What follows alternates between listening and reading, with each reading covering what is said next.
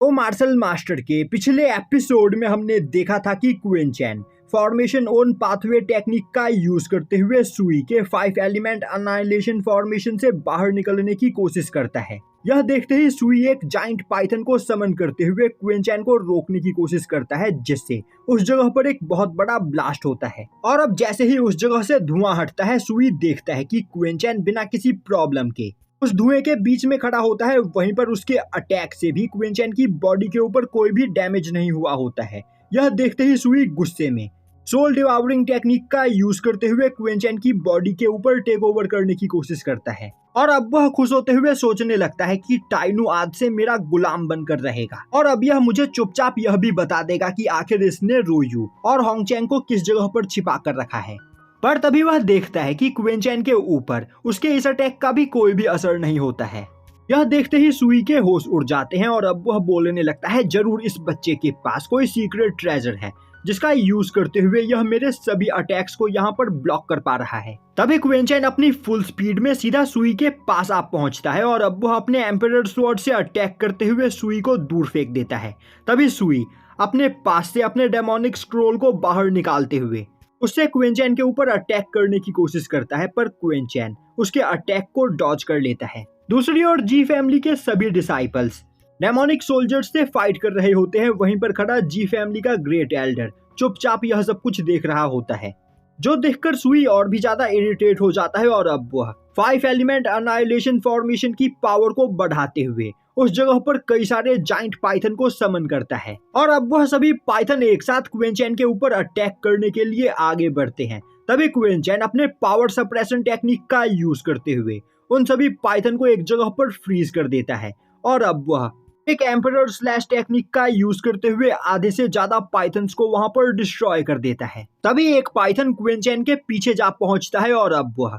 Quinn चैन के ऊपर surprise attack करने की कोशिश करता है, पर क्विन चैन काफी आसानी से उसे भी वहां पर मार देता है। यह देखते ही सुई गुस्से में अपने डेमोनिक स्क्रोल का यूज करते हुए वहां पर मरे हुए सभी पाइथन की पावर को उस जगह पर मौजूद एक इंजर्ड पाइथन के अंदर ट्रांसफर कर देता है, जिससे उस पाइथन की पावर कहीं ज्यादा बढ़ जाती है, साथ ही साथ उसका आकार भी बहुत ही ज्यादा बड़ा हो जाता है। अब वह जाइंट पाइथन क्विन चैन के ऊपर अटैक करने के लिए आगे बढ़ता है, पर क्विन चैन उसके अटैक को डॉज कर लेता है। पर तभी वह नोटिस करता है कि वह जाइंट पाइथन बहुत ही ज्यादा फास्ट होता है, साथ ही साथ वह पोर्टल गेटवे टेक्निक का यूज करते हुए क्विन चैन के ऊपर अटैक कर रहा होता है, जिससे वह एक पोर्टल के अंदर गायब होता है और दूसरे पोर्टल के अंदर से निकलकर क्विन चैन के ऊपर अटैक करने की कोशिश करता है। इस वजह से अब क्विन चैन को उस पाइथन के अटैक्स को डॉज करने में काफी ज्यादा प्रॉब्लम्स आने लगती है। तभी क्विन चैन नोटिस करता है कि उसके सिर के ऊपर मौजूद 5 एलिमेंट अनाइलेशन फॉर्मेशन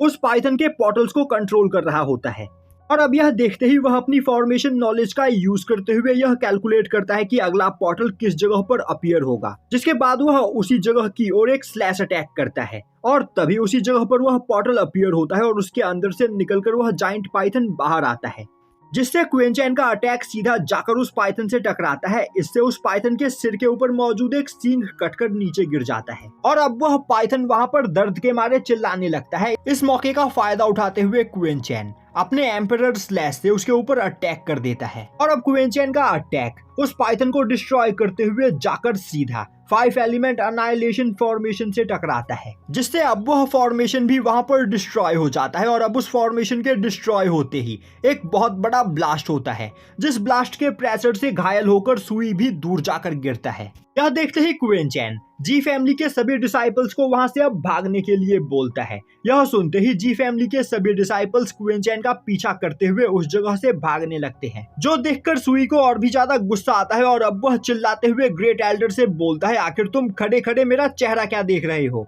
उन लोगों को यहाँ पर रोको। यह सुनते ही ग्रेट एल्डर अपनी फुल स्पीड में क्विन चैन को रोकने के लिए आगे बढ़ता है, पर क्विन चैन की स्पीड बहुत ही ज्यादा फास्ट होती है और अब क्विन चैन एंस्ट्रल ग्राउंड से बाहर निकलने ही वाला होता है कि तभी उसके ऊपर एक पाम अटैक होता है। क्विन चैन अपने स्वॉर्ड का यूज करते हुए उस अटैक को ब्लॉक करने की कोशिश करता है, पर वह बस उस अटैक के प्रेशर से ही जी फैमिली के सभी डिसाइपल्स के साथ इंजर्ड होकर नीचे आकर गिरता है। दूसरी ओर वह पाम अटैक क्विन चैन को पकड़ने के लिए अभी भी आगे बढ़ रहा होता है। यह देखते ही क्विन चैन अपने एम्परर स्लैश से उस अटैक को डिस्ट्रॉय करने की कोशिश करता है, पर उस पाम से टकराते ही क्विंचैन का एम्परर स्लैश भी डिस्ट्रॉय हो जाता है और तभी उस जगह पर एक पोर्टल बनता है और अब उस पोर्टल के अंदर से जी फैमिली का एंसेस्टर निकलकर बाहर आता है। वहीं पर वह बोल रहा होता है, बच्चे आखिर तुम्हारी हिम्मत कैसे हुई मेरे जी फैमिली के एंसेस्ट्रल ग्राउंड में इस तरह की तबाही मचाने की, और क्या तुम्हें सच में लग रहा था कि यहाँ पर तुम्हें कोई भी रोक नहीं पाएगा।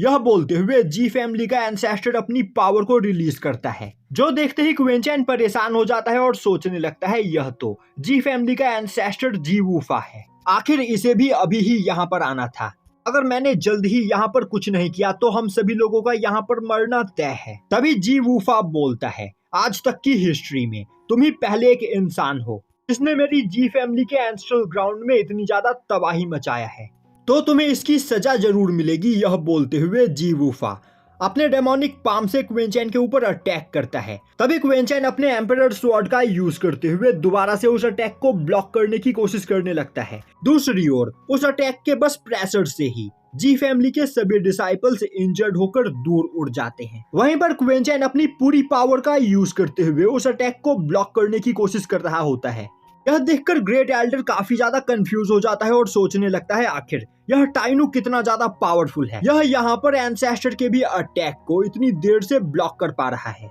आखिर यह है कौन। और यहीं पर यह एपिसोड खत्म हो जाता है।